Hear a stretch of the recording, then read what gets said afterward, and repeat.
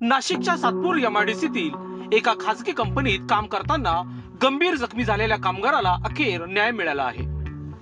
लोकशास्त्र न्यूजने या प्रकरणाला वाचा फोडल्यानंतर संबंधित स्क्रॅप कॉन्ट्रॅक्टरने तातडीने दखल घेत जखमी कामगार सलीमुद्दीन शेख यांना उपचारासाठी आर्थिक भरपाई दिली आणि या संपूर्ण प्रकरणाचा विशेष रिपोर्ट बघूयात।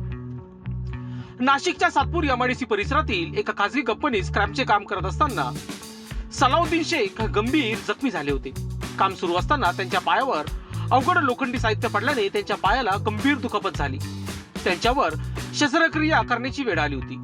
मात्र अपघातानंतर जखमी कामगाराला योग्य ती आर्थिक मदत किंवा भरपाई मिळत नसल्याचा आरोप करण्यात आला होता। उपचारासाठी मोठ्या प्रमाणात खर्च होत असताना कुटुंब आर्थिक संकटात सापडले होते। न्यायाच्या प्रतीक्षेत असलेल्या त्या कामगाराची व्यथा लोकशास्त्र न्यूजने ठळकपणे मांडली। ही बातमी प्रसारित झाल्यानंतर अवघ्या काही तासातच संबंधित स्क्रॅप कॉन्ट्रॅक्टरने या प्रकरणाची गंभीर दखल घेतली। जखमी कामगाराच्या उपचारासाठी आवश्यक असलेले रुग्णालयाचे बिल भरून आर्थिक भरपाई दिली। त्यामुळे सलीमुद्दीन शेख आणि त्याच्या कुटुंबियांना मोठा दिलासा मिळाला आहे। या प्रकरणात संबंधित यंत्रणेने तत्परता दाखवत दोन्ही पक्षांमध्ये मध्यस्थी केली। चर्चेतून तोडगा निघाला आणि जखमी कामगाराला न्याय मिळण्याचा मार्ग मोकळा झाला। लोकशास्त्र न्यूजने समाज हिताच्या भूमिकेतून या प्रकरणाचा सातत्याने पाठपुरावा केला। त्यानंतर संबंधितांनी तातडीने निर्णय घेत आर्थिक मदत दिल्याने पत्रकारितेची सामाजिक जबाबदारी पुन्हा एकदा अधोरेखित झाली आहे। एका जखमी कामगाराला न्याय मिळवून देण्यासाठी सातत्याने आवाज उठवला गेला आणि त्याचे सकारात्मक परिणाम दिसून आले। लोकशास्त्र न्यूजच्या पाठपुराव्यानंतर संबंधितांनी आर्थिक भरपाई दिली असून त्यामुळे सलीमुद्दीन शेख यांच्या कुटुंबाला मोठा दिलासा मिळाला आहे।